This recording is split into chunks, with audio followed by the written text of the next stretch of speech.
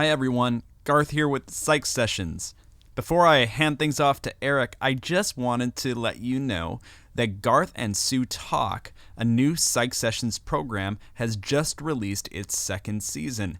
So if you haven't heard the first season, go back and listen. It's a bingeable experience where Sue, Franz, and I talk teaching.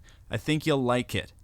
And I'm so excited to share with you today this conversation between my good friend Danae Hudson from Missouri State University and myself as we talk about a lot of things, including her textbook she writes for Pearson, along with Brooke Wisenhunt. It's an introductory psychology textbook. I think it's wonderful. You're going to hear all about that and so much more. But I don't want to steal all of Eric's thunder here, so make sure to check out all the new programming that is coming out through Psych Sessions, including Ask Psych Sessions and Sodal Psych Sessions, and there is so much more, including Garth and Sue Talk. Eric, over to you.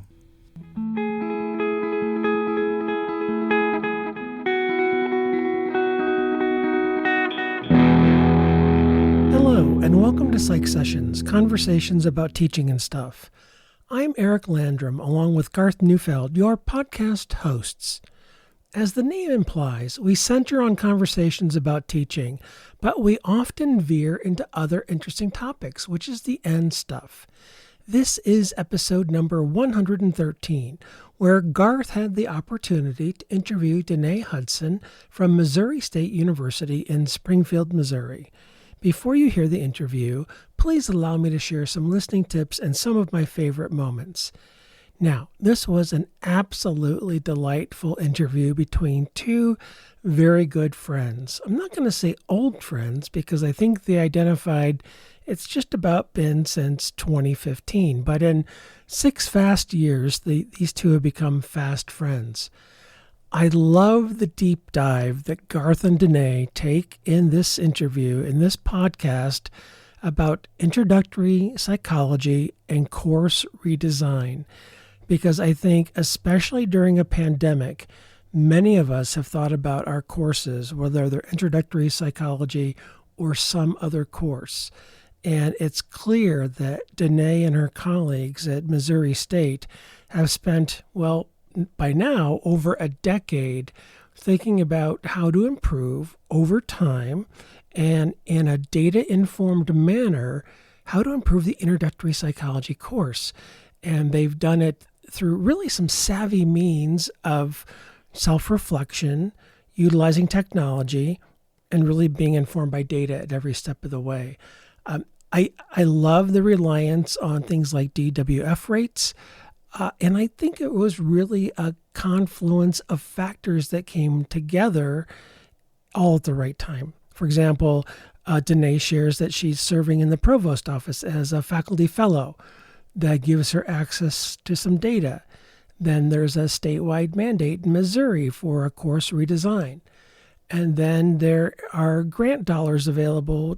There's an opportunity to interact with the National Center for Academic Transformation.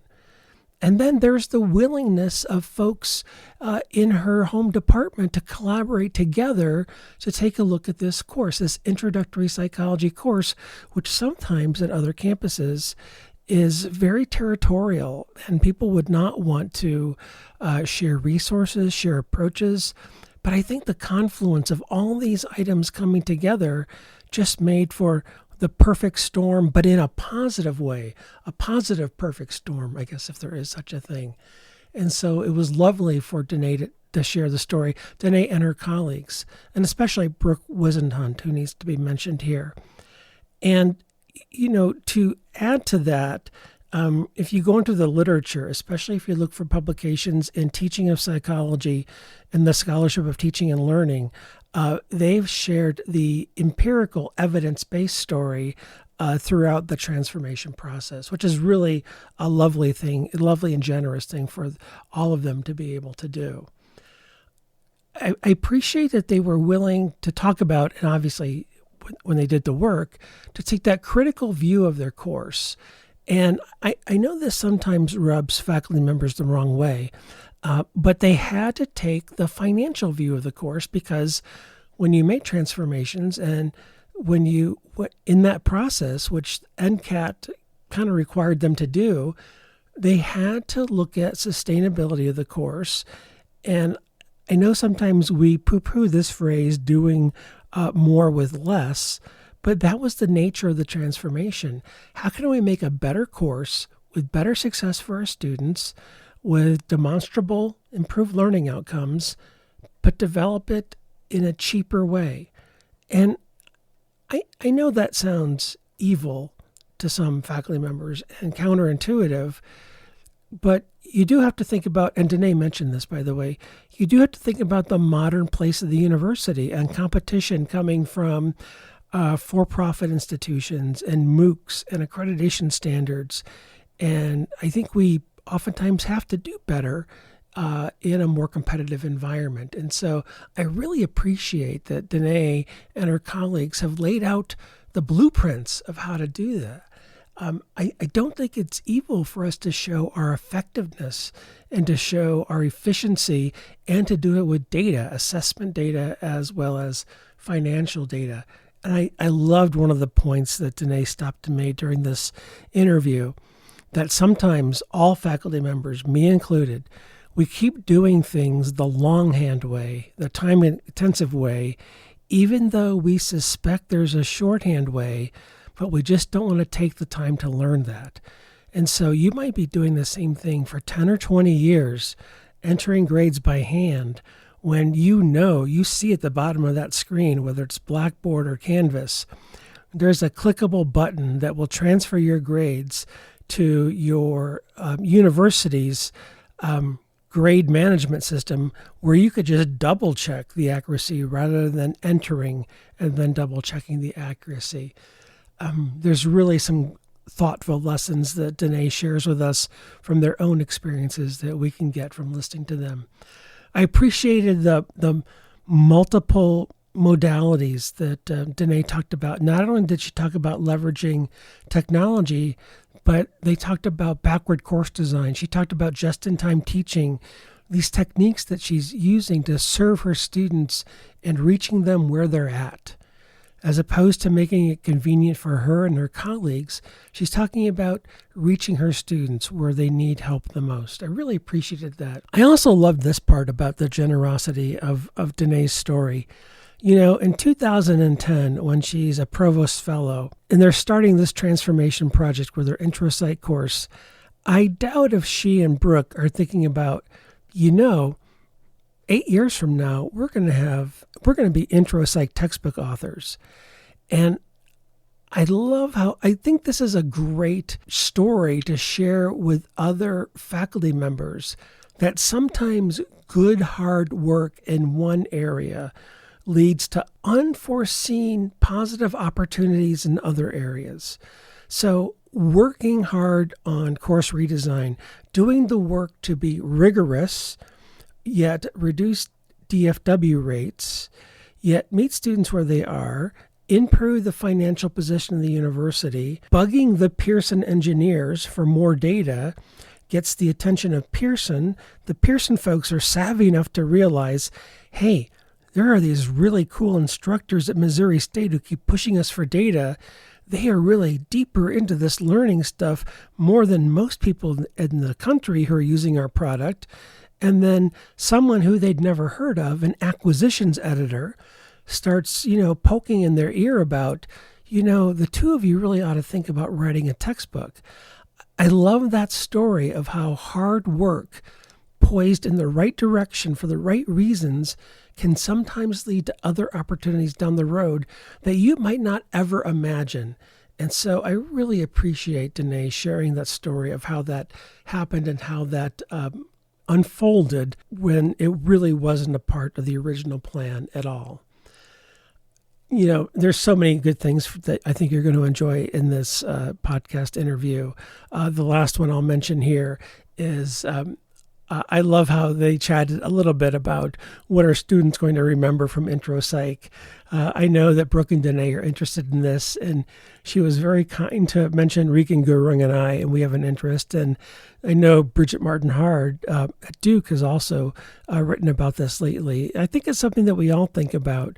There are, between 1 and 2 million students who take this course in the United States every year.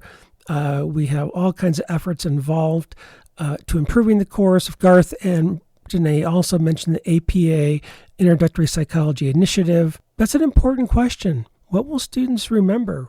What skills will they take away after the Introductory Psychology course? And so I appreciated their conversation on this topic.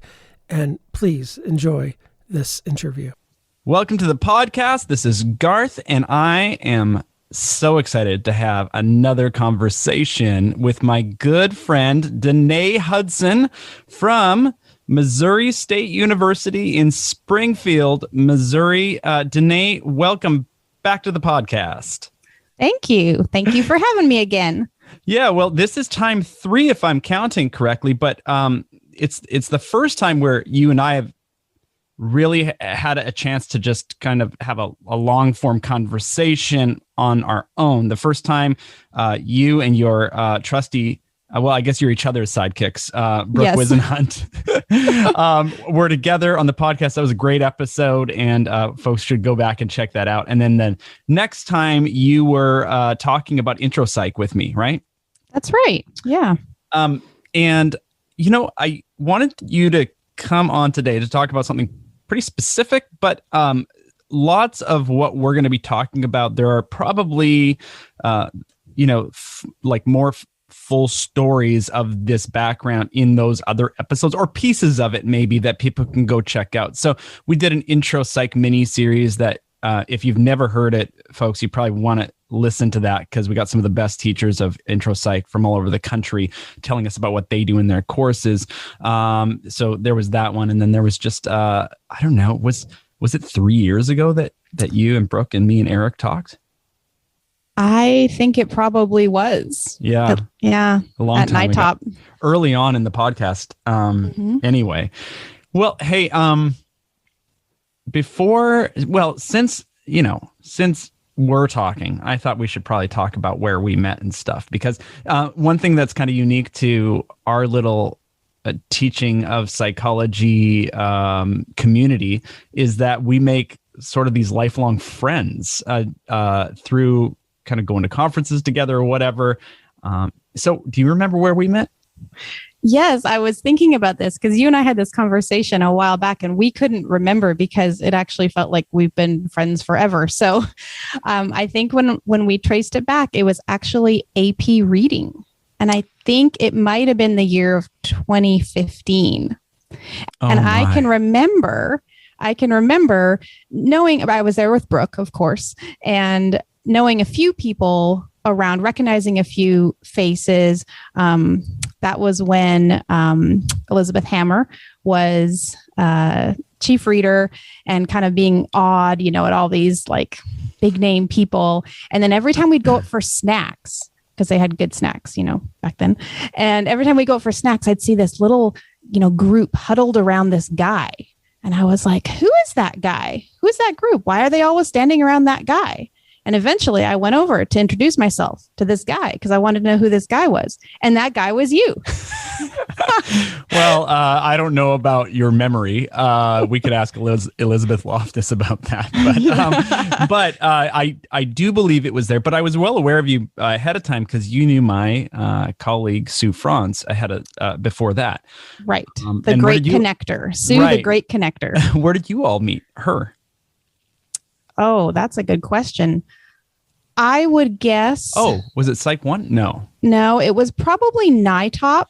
And I think I actually kind of met Sue through or as a result of her interactions with my friend Christy Cathy, and then also Brooke at NITOP. And that's probably a whole other story that might be for a different podcast about that whole conference experience. But that's how we kind of got connected. And then through other conferences, VicTop, and just having the connection in Seattle. So my husband's from Seattle, and we go back there frequently. So Sue and I would hang out sometimes, and yeah. Yeah, it's really interesting to think back on those things because if you've been in the STP sort of world or the teaching psych world for very long, you have your kind of career cohort of people that you go through it with, right? Would you agree? Definitely. And that cohort does change somewhat and evolve over time, but it happens so slowly and so organically, I would say, that you often don't realize when you look back. So I was just thinking about how back to the AP reading when I was talking about Liz being the chief reader and kind of how I looked at her back then. And at this point now, she's a very good friend of mine. We actually have a small group of us, Missy Beers, Bridget Martin Hard, Brooke, myself, and then Liz, that we actually get together and have usually like monthly Zoom girls / wine nights and things like that. So it's actually turned into a great friendship that, of course, back then you never really would have realized. Yeah. Well, which is kind of what happened with you and me, right? Yeah, no, that's exactly it. And I'll be looking for my invitation to that group. Thank you. Yeah, you don't see these things coming, but it is this like remarkable thing. And the AP reading has something to do with it. I think, teaching conferences have something to do with it, but the AP reading is a very strong bonding experience, as we've often talked about on the podcast. But hey, we have traveled so much together. I think we've given presentations together. We've definitely written things up and submitted them to conferences that were canceled by the pandemic. So that's true. So this has just been a really cool experience. And this is why I wanted to talk to you about, because I've just been able to watch your career, what you're doing, from a distance. And as we've gotten into this pandemic and people are redesigning, I mean, we've all been forced on some level to redesign our courses. Even like for me, I've been teaching online for like a decade or more, and yet it's all different now because I have students who are now in my online courses because we've never gone back to face-to-face in Washington yet. But I have students who are in my online courses who didn't choose to be there. And so now I'm really taking a critical eye and looking at my courses through that lens. And redesign is always happening. And so I wanted to talk to you about redesign and kind of what your thoughts are on it. Is that kind of how you understood my invitation here? Sure. Yeah. I think that's great. I mean, I think I have a long history with sort of planned redesign. And even though you go through something like that and you gain a lot of knowledge and experience, and it kind of turns you into someone who is sort of continually redesigning in some way, but then you get hit with the pandemic like we did. And like you said, it forced all of us into kind of sort of like a fast-tracked redesign. And so there's a fast-track redesign under a lot of stressful circumstances for both students and professors. So I think that adds a whole other layer.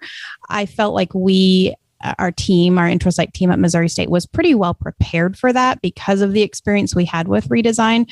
But like you said, it's really forced us outside of the box to think outside of the box. And that can be stressful, but it can also be a really good thing. And I've been having all kinds of thoughts about things we could maybe do differently and how things are really probably not ever going to go, quote, back to normal in education after this. Yeah.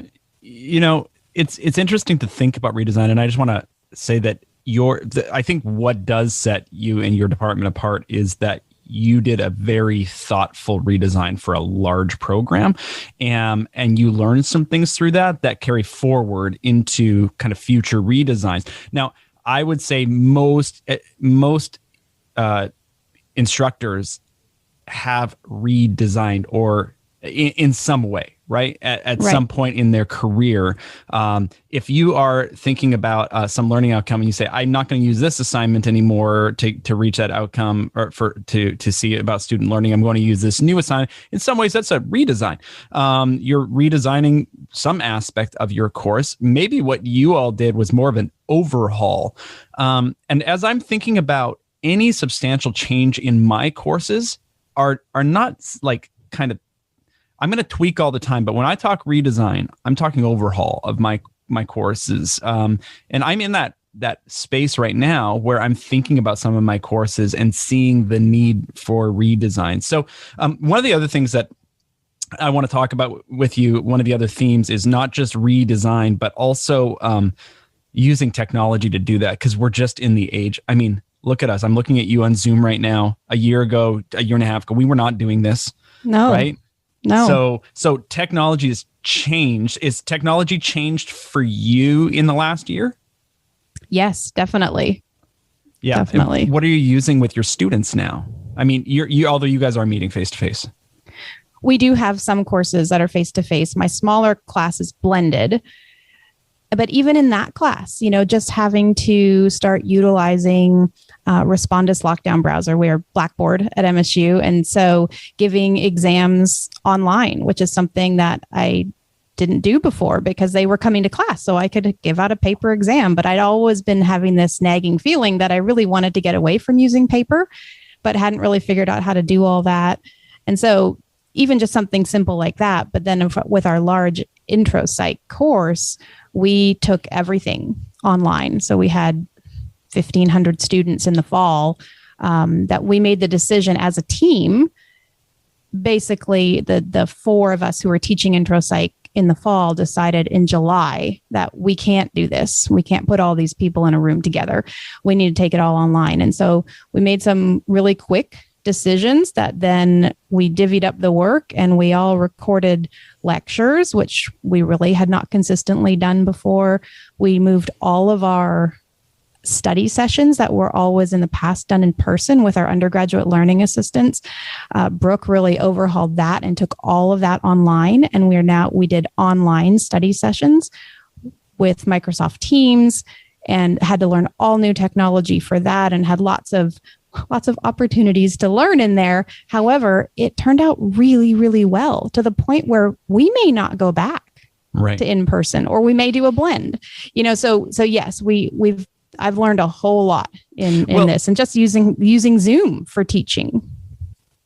Yes, and I want to get there, and I'd like to, if we can, just retrace and kind of go back chronologically to what brought you to this point, and maybe end kind of here where we are right now, where you guys have just done this overhaul that you're considering kind of taking into the future with you. Now, why I think folks are going to find this interesting is because though we all have some amount of skill at course redesign, yours is an institution that has done it a couple of times quite successfully. And I'm thinking that you can help us avoid some mistakes, or you can help us think through kind of best practices or strategies for where we want to get to, where we don't all have to kind of fumble and fumble around. And you've done it with technology, and I don't want to leave that part out. So we're going to talk to people about how they might do that. So a little bit of a different episode today, but let's get to it if that's good with you. So let's talk about maybe in your first redesign, what led to it? And what year was it? So this was the fall of 2010. And the reason I remember that is because I was pregnant with my third child.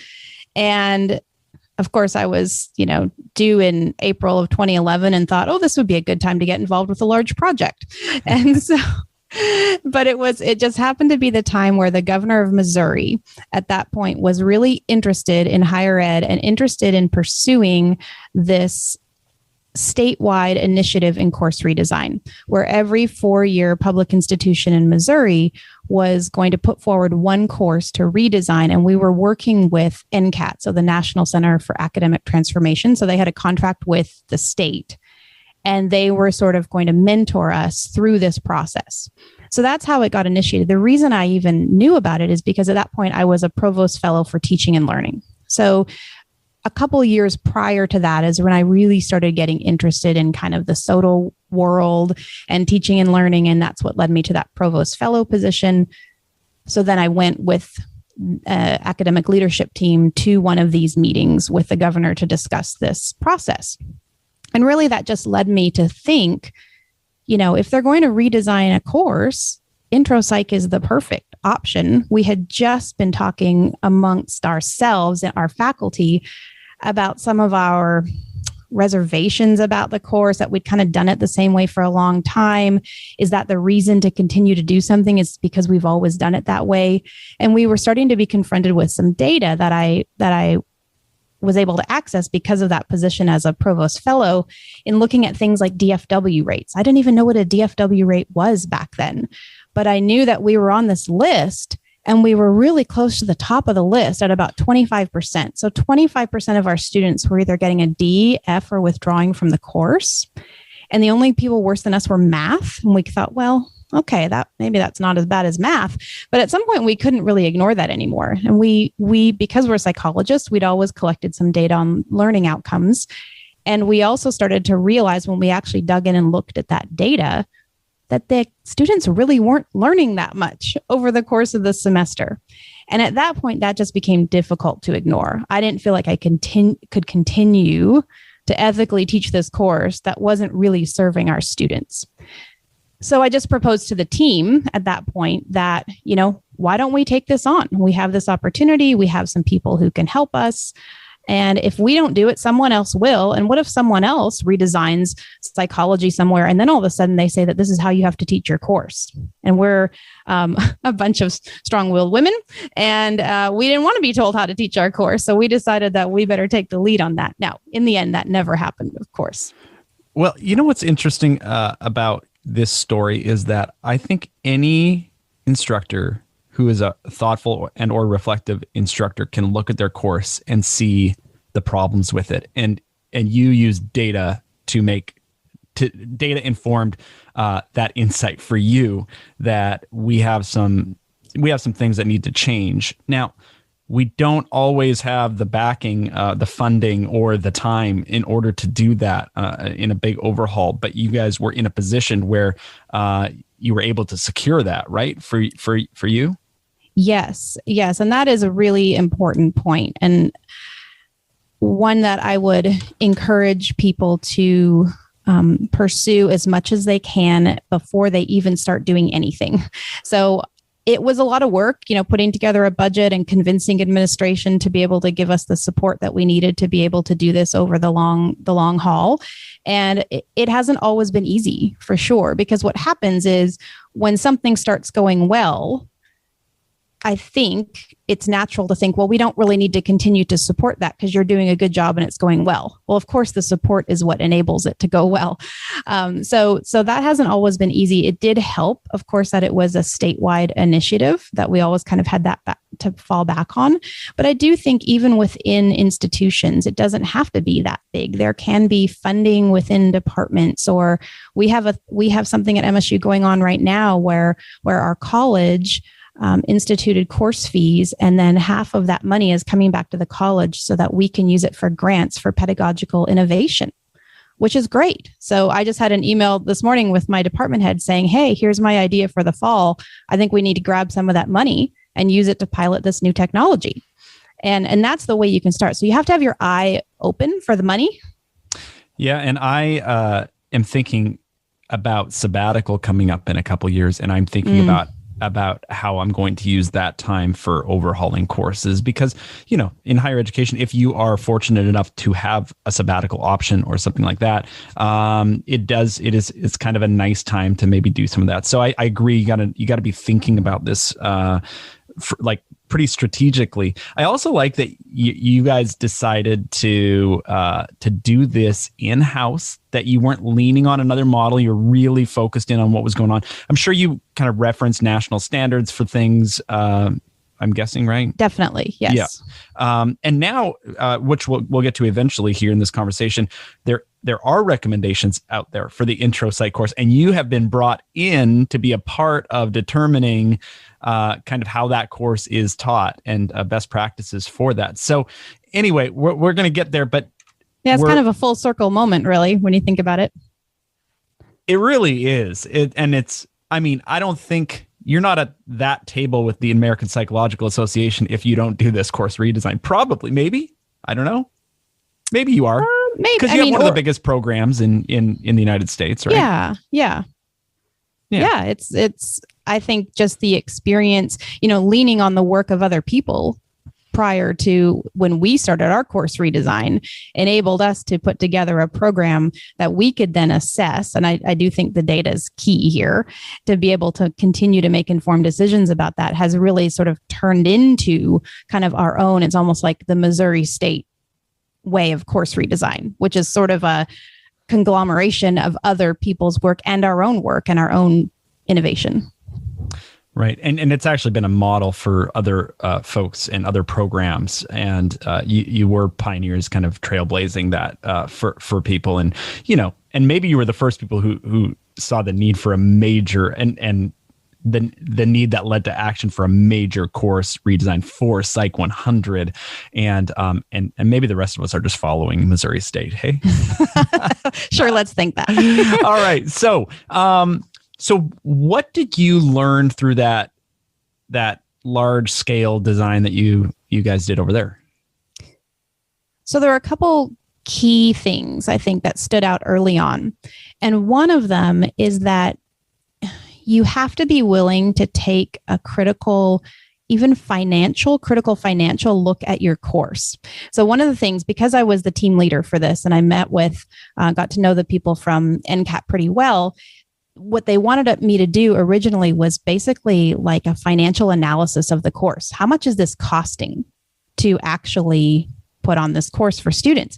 I had absolutely no idea. And I also kind of prided myself on the fact that that wasn't my job to figure that out. But what I realized through this is it kind of is, because if you want to be able to advocate for yourself and get resources, you have to show and you have to be able to talk the language of the people who are going to give you money. And that language is dollars. And so you need to figure out, is there a better way that can serve your students that it also makes sense from a financial perspective? And that's not just like a financial perspective because, we want the university to make money. It has to be sustainable. And in this age of higher ed, we have to have something that makes financial sense. And so having to look from that perspective, what it also allowed us to do is take a really hard look at how we're spending our time. So in a particular course, what do you spend the most time doing? And we had a spreadsheet where we had to break it down, like literally like estimate how much time do I spend responding to emails? How much time do I spend grading? What about entering test scores? I mean, every little thing you could imagine. And what became really clear is that the university is actually paying me a lot because my salary is higher as a full professor who's been there for, 15, 18 years. As a full professor is much higher than either an assistant professor, an instructor, or an adjunct. And they're paying me a lot of money to enter grades. And that's just the reality. And so the question becomes, how could we use my time more effectively? How could we use what I've been trained to do? So my skills and talents as someone with a doctorate who specializes in teaching and learning, how can we use that and then get help to do some of those other things that maybe don't require those skills? And of course, can be performed by people who don't cost as much. Right. So I'm guessing that you used, and I actually don't know the answer to this, that you decided to use more graduate students and adjunct professors? No? No, actually the opposite. So this is the key. We used to have a lot of adjunct professors. We used to have smaller sections, and we used a lot of adjunct professors. And this was the part of the deal with our redesign, is we had to make a program that actually was more financially responsible. The problem with us is because we use so many adjunct professors, which we know we pay horribly in this country, our program was really cheap to start. So it was a real challenge to figure out, how do we do this better for less? And so the answer to that was actually, we really stopped using all adjunct professors. We went to primarily full-time faculty, but we increased our section sizes. So that's the way we did it. So we went from 150 people per section to 330, which most people would think that seems crazy. But then we added in a lot of additional help. So one graduate student per section. And then the real key is the undergraduate learning assistants. So they are the ones, the 5 to 7 undergrad students who are awesome psych majors who apply for this position. It's actually quite a coveted position in our department now. And they help us a ton with things like emails, with connecting with students, with running study sessions. And then the TAs or the GAs help with things like grades. So again, figuring out, so that frees me up so that I can spend my time on researching the best pedagogy, figuring out the best way to meet our learning objectives and deliver this content in a way that's going to be meaningful to students. So you took a step back and you looked at, how can we do this more efficiently? Where can we trim trim from a financial perspective, but also not give up anything in terms of the quality of the program. In fact, enhancing the quality of the program. And so exactly, this is, now I'm remembering this whole story, but this is where I think we all teachers who are listening to this right now can start to think of their classes in terms of efficiency and maybe in terms of efficiency. How am I, if it's not money, even on if I'm I teach courses of 33 students, if I am looking at my course, I may not be able to get a graduate assistant in there, but I have been thinking about getting undergraduate mentors into my courses to help out. But are there things that I can be doing that would make the process more efficient? Now, I don't know if I'm cutting in on this, but I do want to just throw technology in there for a second, because my question is, did anything change for you technologically when you did this? How do you manage all this?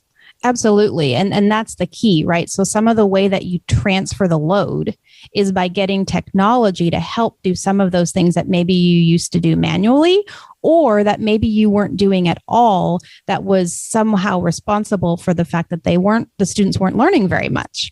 So I don't think you or any instructor always has to think about this in terms of dollars. I think that's the way the administration thinks about it. And so you need to be able to have that conversation. As an individual instructor, I would just think about this as the use of your time. Time is such a commodity.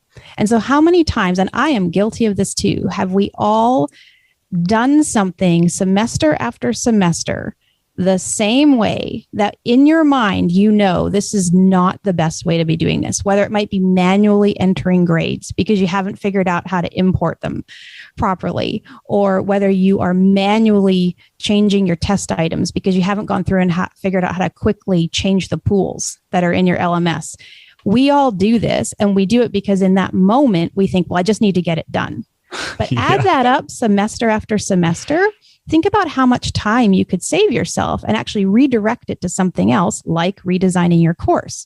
So when we all say we don't have time, part of the reason we don't have time is because we're using our time inefficiently. Yeah. And technology can really help us to be able to use our time more effectively and then have better outcomes with students. I want to jump in there because it's resonating so much with me right now. One of the things, even this week, I was giving feedback to students and I was thinking to myself, why have I not put this feedback comment into Phrase Express, a tech tool? Yep. So I have a lot of different comments in Phrase Express where with hitting 3 buttons on my keyboard, it auto populates, I don't know, a text box. Okay. Yep. But there was this one piece of feedback that I kept giving back. I'm like, I've been giving this piece of feedback in this course to students forever. Why is it not in Phrase Express? Okay, so it does take a month. Yeah, thank you for that. The other thing is, I used to have these conversations with instructors about, oh yeah, I know my students just won't read. I can't get them to read the book, blah, blah, blah, blah. We got to stop having that conversation. There are solutions out there to get students to read the book. And I found one. And that's actually part of, what I hope to talk to you about today. But I love this efficiency conversation. Danae, I'm hearing a talk. I'm hearing let's put something together. This would be a fun talk to give at a conference or something like that. No pressure on air. You can tell me afterwards whether you think it's good, but I love it. Okay, so where are we at? You did the design. We're talking about what you learned. You learned something about efficiency. You learned something about using technology. Is there anything else about your course Redesign in particular?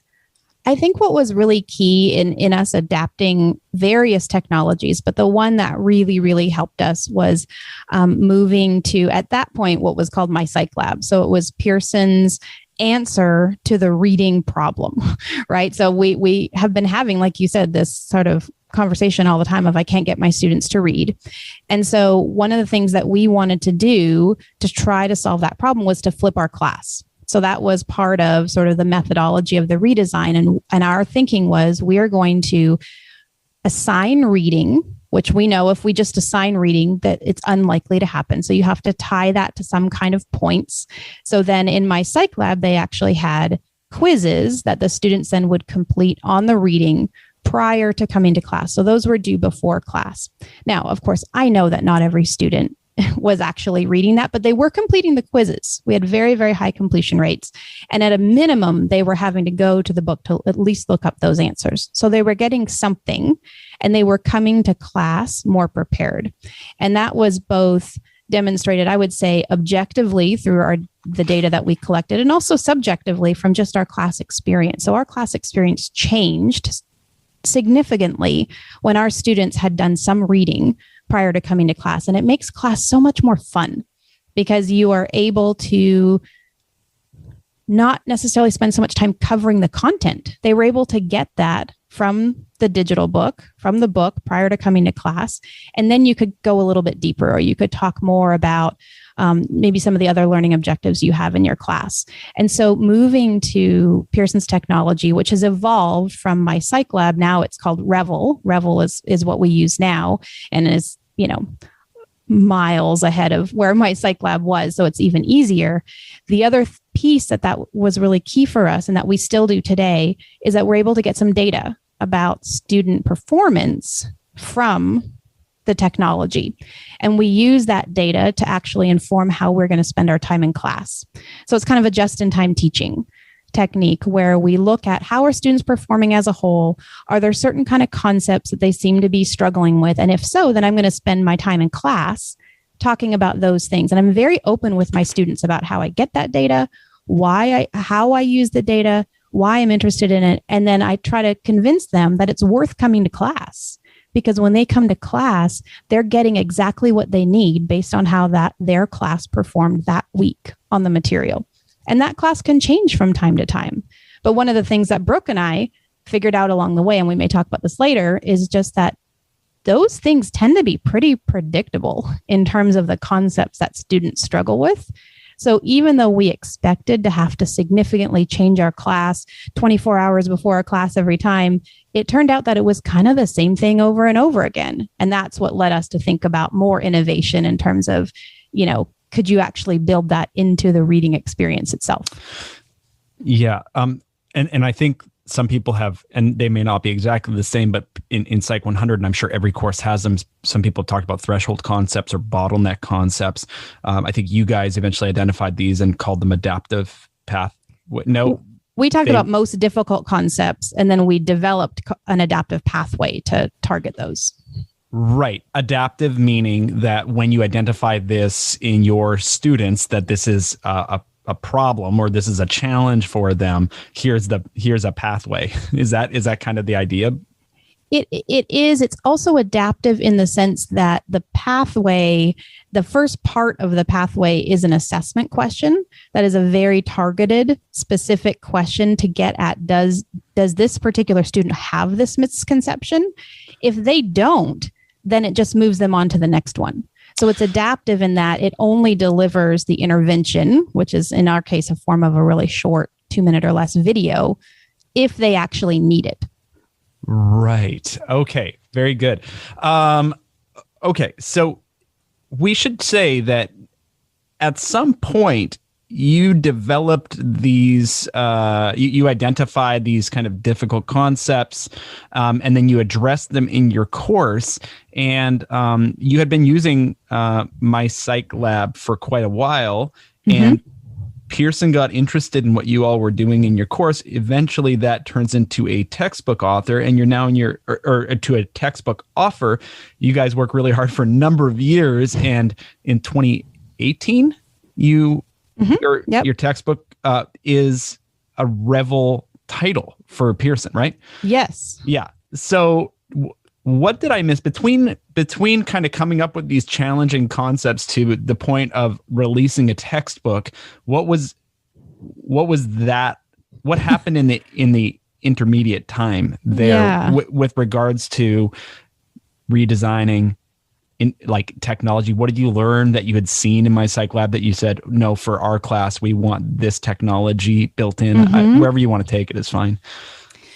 Yeah. So back in the My Psych Lab days, we were known, when I say we, sort of our Missouri State teaching team, we were definitely well known at Pearson because we were those annoying professors that were always like, can you get us this data? We want to find out this. How can we pull a report that tells us this? And so My Psych Lab back then, I mean, it was good for the time, but in today's standards was fairly clunky. And so we made that thing work for us. And we were pulling reports that I don't think anyone in the country was. We were working with engineers at Pearson to kind of make this work for us because we had some very specific data that we wanted in order to inform our class. So that just kind of started us thinking about, there are different ways that we could do this. And what became clear in those conversations with people at Pearson is that we knew right away that the people we worked with at Pearson were really, really, truly invested in student learning. They were committed to finding the way to help professors and help students. But a lot of times they didn't have the direct connections with instructors that they needed. They had great engineers, but those engineers were not instructors. And so we sort of became, at Pearson, I became like a faculty advisor and sort of like that liaison for them. And I realized I really enjoyed that role. And then eventually, because our course had a lot of good press and really impressive outcomes, and we published about it, Pearson thought, these people probably know what they're doing. We should maybe look at bringing them in another role. And so it was probably back in, 2013, maybe, that Brooke and I were approached by an acquisition editor at Pearson, and we didn't even know what that was at that point. And basically, long story short, pitched us this, we'd really like you to be new intro psych authors and take what you've learned from course redesign and all your knowledge about teaching and learning and put that into a book in a new way that could really help students learn. And initially, we were flattered, of course, but we really were not interested in writing a book. Like the idea of writing an entire intro psych book, we were like, thanks, but no thanks. And that's the truth. And so Erin, our editor at the time, she had to work really hard and find the angle to convince us. And the angle to convince us was that they were in the process of developing this new platform, which has become known as Revel. And this new platform is going to have digital first products. It means there's really not like a print book per se. It's all digital, interactive. You can basically create this interactive book however you want, according to teaching and learning principles. And you can make it whatever you want to make it, because we're in the early stages and we want to use your expertise to build this platform. And then all of a sudden we were like, oh, well, that sounds more fun. Yeah. And so that's really kind of what started the whole thing. So yes, you still have to write the book. And That part was painful. Well, from an efficiency perspective, this is kind of what you guys have valued, which is we have these things we want to do. And it seems like bringing in a team of people who think through the kind of production and the engineering side of things is a way to be very efficient. Now, speaking of efficiency, you talked about the outcomes from your redesign that was pretty compelling, and you guys did some publishing on those. Do you remember what were the kind of the most impressive outcomes after you did this course redesign? I would say there were two things. First were just the learning outcomes. So we always gave a pre-test and a post-test in our class and the post-test was part of the final. And we more than doubled our learning outcomes. So they improved dramatically, even just in one semester. I mean, it didn't take much at all. And we've maintained that for 8-9 years now. And we collect data every semester still to this day. So we have all of that data. The other thing that happened, and this was a little bit more of a slow burn, but was that we significantly reduced our DFW rate. So remember I said before it was at 25%. Well, over the next couple of years, we got it down to about 15%, and it's been stable there for years. So so thinking about that another way is that 10% more students are getting through our course every year than they were before, whether they were withdrawing or failing the course. And so if we had 2,500 students a year, which we often do, that's 250 students who are being successful in not just a course, but a gen ed introductory first year kind of course that has significant impact for them in terms of their retention and possibly their entire higher ed trajectory. It's really, really important. And it also saves a ton of money. So we talk a lot about the importance of thinking financially about financial aspects for students. And we talk a lot about it in terms of textbooks, but I would also argue that we end up costing students a lot of money by them having to retake courses. Yeah. So we figured out that over a course of 5 or 6 years that we'd saved about $1 million for students who didn't have to pay to retake a course because they were more successful in a more rigorous course in the first place.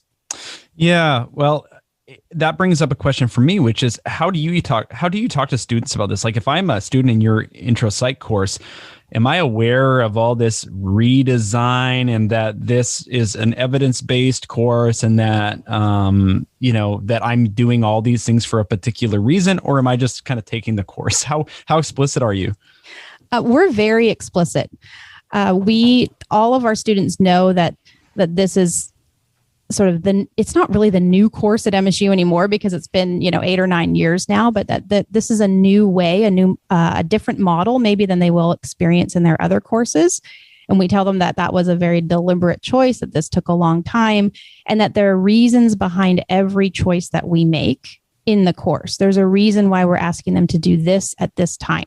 There's a reason why we chose to put the memory chapter up front in the first unit.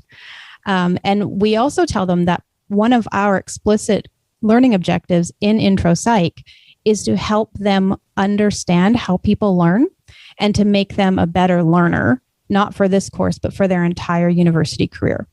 So we have specific study skills class that we do. And we're very explicit about all of those things. We bring in retrieval practice. We talk about why do we assign the quizzes in Revel and why are they due before class? What's so important about taking quiz questions? And then the other part of this is now, as the author of their textbook, I have so much more knowledge, and I frequently share this with them to say, for example, when you're reading in a digital book and you come to an interactive, do not think about this as like the call out boxes that are in a print book, because the call out boxes are those ones, that we all skipped. Right? Because it wasn't directly related to the content that we had to know. And so I tell students, don't do that. The reason those interactives are there is because we made some really specific decisions about what is the best way that students can learn this content. And it's not always through reading. It's often through doing. And so that interactive is there in the place of narrative to help them actually learn this concept. So they should definitely not skip it.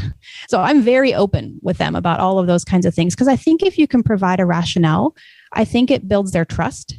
They know that you're not just asking them to do busy work, that you've really thoughtfully made some decisions about how to structure the course that's going to help them learn. And that has definitely been reflected in our student course evaluations. We definitely see them writing things like that a lot, which is really nice. Well, and I'm hearing another theme kind of come through all of this, and just that thoughtfulness from a course redesign perspective, and then also conveying to students the thoughtful practices that you are implementing in your course and explaining why. I always think that's a wonderful value for our students to be able to get through our courses, which is to understand why they are doing and why they're being asked to do what they're doing.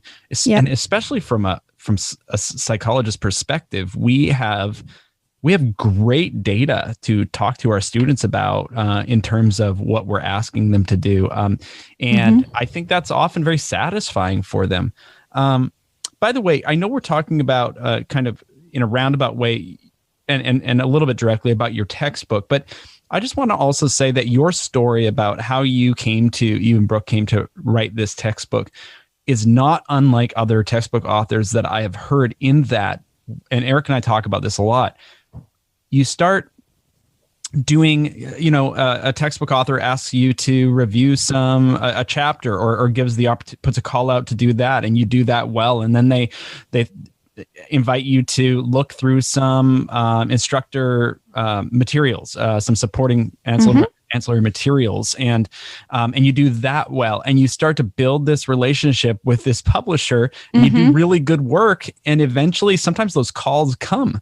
I mean, I think I've heard stories from publishers of where they're just kind of at a conference and they're wondering, who's going to be our next research methods textbook author? Let's look for that person this weekend. You know what I'm saying? Yes, absolutely. That happens. And I didn't realize that back then. I thought it was like the traditional way of people want to write a textbook, and they put together a proposal and they send it off. And I mean, that still happens a lot, but that's not the majority of the people who end up writing a book, honestly.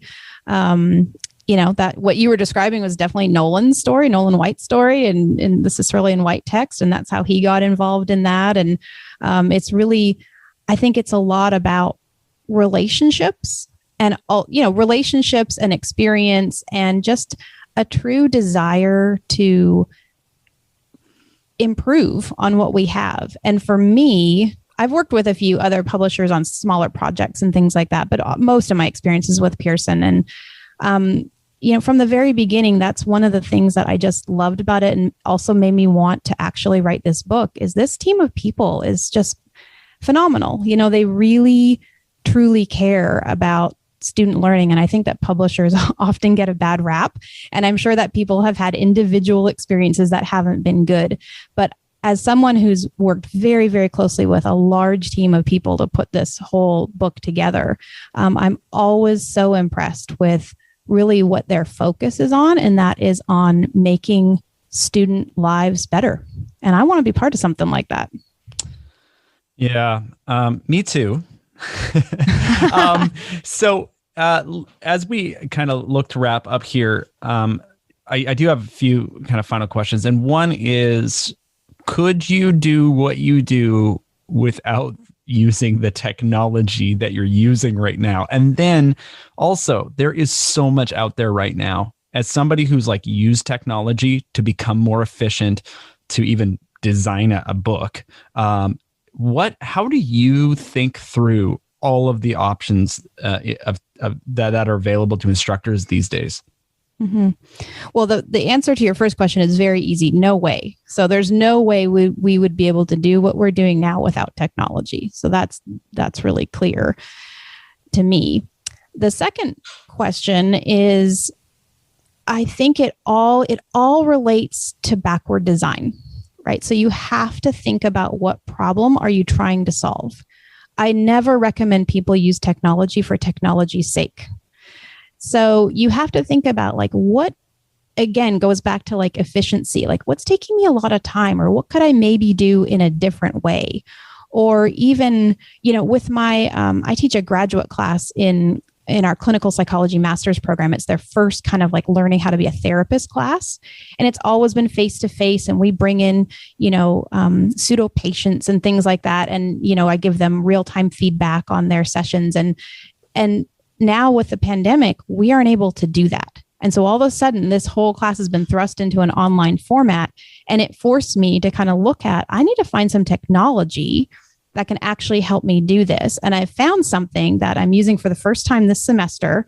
And I think it's going to be great. It allows students to actually record their therapy sessions. They can also record via Zoom, which is what we need to do. And it is this amazing technology that can allow me to like put audio and video comments and timestamp them right in the middle of their session, right? All kinds of notes. It has all these tags. It looks really great. Now, honestly, I probably wouldn't have started using that this semester if the pandemic had not happened, because I just do things the way I've always done them. And so I think that this could solve a lot of problems for us. There's a lot of logistical issues with trying to schedule patients to come at a certain time at a certain place. And for me, there's a lot of spreadsheets and a lot of calls and emails that I actually am going to be completely removed from now because of this. So I think you have to figure out, what problem do you have? What are the options to solve it? And then use your connections too. So like the STP, our STP Facebook group is awesome for learning about new technologies. And ask around your colleagues, what are people using, things like that. I love what you're saying, which is figure out what your course goals are, and then figure out what technologies that you need to use in order to reach those course goals. And there's probably a lot of different ways to get there. Here's another thing I'm thinking about is that there are instructors out there, particularly early career instructors or adjunct faculty or something like that, who don't have, maybe they're so overwhelmed with everything that, and we know how in some institutions teaching is really not even valued. So when we're talking about the time efficiency, time is not maybe in some of those institutions valued to be working on teaching related things. Okay. So if any of those are true for some people out there, then I say, look at something like Revel, right? Because, and I use it, so I'm biased, I get that, but look at something like that, because there is technology built into the platform where you don't have to learn 3 other things and your students don't have to learn 3 other things, right? Yes. And so sometimes it's been done for you. So just make sure whoever your publisher is, you're asking them, what have you done that makes my life easier for me right now, right? Absolutely. Yeah. Brooke and I talk about that a lot, just because when you think about how many of our courses, our intro psych courses, are taught by adjuncts, right? In this country, I mean, I've seen up to sometimes 70%, right? I mean, the number's huge. And I really feel for these people who are bearing the brunt of so much of our teaching, because they're not paid well. And for us to think that they have the time, when sometimes they're teaching 7 or 8 courses, in addition to working another job, that they have the time to be able to put together this amazing labor-intensive course for our students is just unrealistic. And so we have always had this group of people in mind. Like when we developed our title for Revel, was like, how can it be a one-stop shop for the person who doesn't have a lot of the resources and time to be able to do all of these different things? That's how adaptive pathways were born, was because we realized that, these same difficult concepts come up chapter after chapter. Really, you don't, as an instructor, maybe you don't need to spend your class time talking about classical conditioning so much. Maybe we can build that into the text for you, have a video, which is us explaining it just like we would explain to our student in our teacher voice, being able to assess, do they understand this now? And then you, as the instructor, don't have to do that. You're freed up where you could do something more interesting in class, right? Maybe you can figure out, have a discussion about classical conditioning in the real world around you. Or what about something like group polarization, in our current political climate, things like that. So you're not just like having to cover content. And so we're really trying to provide a text that uses technology to help free you up to do the thing that you really love to do in teaching. Yeah. Well said. And I want to just move us now toward kind of the last couple of years. We have the pandemic to kind of consider in the end of this conversation also, but the American Psychological Association put together a group of people. You and I were both a part of that, called the Introductory Psychology Initiative. And these 22 people came together to come up with recommendations for the course, kind of from an internationally. Like, what do we think? What are the best practices? What do we know about people who teach the course? How are they teaching it? How should they teach it? And given some guidelines about that. Because what I think that is a call to, that book's going to be out in August, by the way. But what that is a call to is course redesign. It's saying, can you take what you're doing and do it in this more efficient, more evidence informed way? How are you how are you thinking about IPI recommendations as you look back over your course redesigns, as you look forward to what you might be doing in the future? Yeah, so I think about this a lot, actually, and really with two hats on. One is the instructor hat and the other is the author hat. And so part of it is like, how can we now infuse these new, say, student learning outcomes into our intro psych course? And I think that will happen quite easily because many of them line up with what we're already doing. But I'm particularly drawn, I love the integrated themes that we've put together. And I did even pilot last year sometime with my intro psych course, only using these themes as kind of like a way to connect material across chapters, because I think that's something a lot of people struggle with, is that presenting this information in kind of silos. And so using the themes as the glue between the content in the chapters, and just having lots of discussions in class about that. And then I embedded some questions on the final about that, and have a little bit of data, of course, which is actually going to be published as a case study in that book that you were referring to. So people could always look that up. And so I think it's really important to figure out how can we live out this work that 22 of us spent a number of years working on. And I think that it will give us some really nice consistency across the country, even internationally in intro psych, which will be good for everybody. And the other aspect is just as an author to think about, I was just thinking about this last night as I was looking at some information in sort of like the neuroscience chapter, for example. And I was thinking about these integrative themes and like, how can we start to, like in our next edition, how can we start to kind of call these out?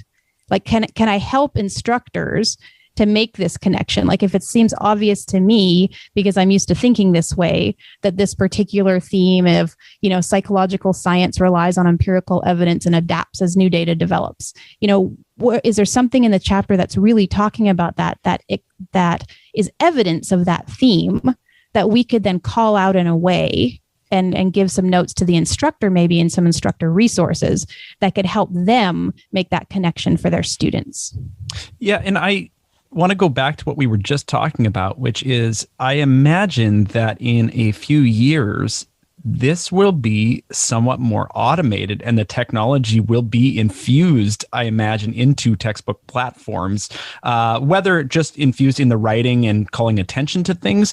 But I also imagine there's an opportunity for like a Revel platform or something like that to do some of that hard work for these 70% adjunct instructors who are teaching the course, right? So that it's not all on the instructor's shoulders. At the same time, once you use technology more efficiently in a redesign, like we were just talking, so that's from that author kind of hat you were talking about, but from the teacher position, once you're using this technology and you don't have to do everything in the class, now you can have organic conversations around these integrative themes, right? Yes. So, and by the way, if folks want to look at what the IPI has done, and those themes are available, apa.org/IPI. But yeah, I think that this does open up more flexibility for us to actually have fun with our material in class, right? Yes. And when you think about like, what are students going to remember? A lot of people talk a lot about this. I know Sue talks about this a lot, and Eric and Regan. And, what do people remember about intro psych? And I think a lot of times we feel tied to the content, and you'll hear people say like, don't worry about teaching so much content. And I think for some people, sometimes that we don't necessarily know what else to do. And it feels a little bit scary for us when we did this initially, like to kind of give up a lot of that content. It was like, well, what am I going to talk about then? And it's actually incredibly freeing to be able to bring that sort of really human element into your class, because those are the things that the students are going to remember. They're going to remember the stories. They're going to remember how we tied what's happening in our world today to this content to psychology. And what better way to teach students that psychology is relevant to every aspect of your life than to show them, right? And what's actually happening in their lives. Right. Now, to get there, and we've talked about this quite a bit in this hour, to get there, you have to be prepared in some ways to invest the time in order to overhaul, in order to think through what are my goals for this course and how am I going to get to them. But I think once we start to talk about the love of teaching, once we start to talk about the confidence we have that psychology actually makes a difference in students' lives, when you start to weigh it against those things, and that I can actually be talking about this subject, this discipline I love, with in the most meaningful and relevant way possible, it tends to be worth it. I always think about Redesign as almost like you and I are both Canadians, so do they call them teeter-totters here? Yeah. No, I don't think they call them that here. Oh no. Maybe they do. I don't know. That's on a playground. Two people sit on the other side. Anyway. Yeah. Oh gosh. All right. So anyway, I always think about like at what point, and you get to think about a scale this way too. At what point does that tip for you? Like there are so many benefits. There's pros and cons to course redesign. And they are both numerous. And the cons are it's going to cost you time and effort. You have to create that space in order to do it. It is going to be scary to let things go. I mean, it was scary for me to let a bunch of content go in my intro psych course. The first time I said, I'm going to cut away. I'm cutting out Freud and personality. And I don't want to pick on Freud, but there's just all these things that I was like, I don't have the time. I'm not covering motivation this term or something like that. That's scary. You feel like you're doing something wrong. At the same time, on the other side, I just love what you said. It's so freeing to be able to do what you want and what you ultimately think, what you ultimately want for students in your classes. Yes. And there's a progression to that. It doesn't happen all at once. And so I think that's the thing that sometimes people think about. When you say this word like overhaul, it sounds like, oh my gosh, it's just so much work. But I just think nowadays, it would be the same as like if you're going to change a textbook, right? Or you're going to move to a new edition. Like that's something we're all used to doing. So in changing a textbook, for example, if you went from a print book, say, to a digital first book, there's so much that just changes with that one decision that you don't necessarily have to do anything else that semester. You just try it out. And in the process of trying it out, what you realize is, oh, this is so much easier. Oh, I've got this kind of data. Oh, maybe I could do this now. And that gives you an idea for next semester. And then maybe you want to incorporate that next semester. And then next semester, you're comfortable with the content and you're comfortable with the way, say, Revel's set up. And now you're like, oh, they have options for writing. Maybe there's a way I could get my 300-person intro psych class doing some writing. I'd never thought about that before. But I have the cognitive space to think about that now because I'm not tied down with so many other less engaging tasks. Yeah. Well, I hope that people have picked up some things as they're thinking about their own courses. I hope that folks have picked up some, some like little tidbits that are going to make us more courageous about making these changes in our courses. Like you were just saying, I often think about changing my course, maybe not as an overhaul unless you have the time and space to do that. But I kind of think about Frankensteining my course together. Like I like this little piece over here, and so I'm going to add it into my course or change that out or something like that. And redesign never really stops either. No. So I know that I imagine that you and Brooke are working on a second edition at some point of your book, and that's going to influence your classes, I imagine, at some point. Yeah, I mean, that's probably still a couple of years off before that's really out, I would say. But we have some updates coming. So for example, like adaptive pathways, now starting in fall, they're going to be assignable and gradable, which is really nice because we know that students don't tend to do things unless there are points tied to it. So we really wanted that. We really wanted instructors to be able to, say that this is part of your reading assignment is to actually complete this adaptive pathway, and you can get part of your grade for that. So the technology aspect with all these things, kind of changing that on a platform level is a big deal as well. So we've been working on some of the more tech things, and then more the content stuff is going to follow. All right. Danae, where can folks get a hold of you if they have questions about anything we've talked about? I imagine that would be okay. Oh, of course. Yeah. They can, email is just my name, Danae Hudson at MissouriState.edu. And then also on Twitter, at Danae_Hudson. Probably the best ways. All right. Well, Danae Hudson, it's so nice to do this with you again for the third time. But yes. But we definitely got into some new things, and I'm feeling a little bit inspired. So I'll see what that means for my courses this next year. Thanks so much for your time. Thank you. To find out more about Danae's textbook, please go to go.pearson.com/psych sessions.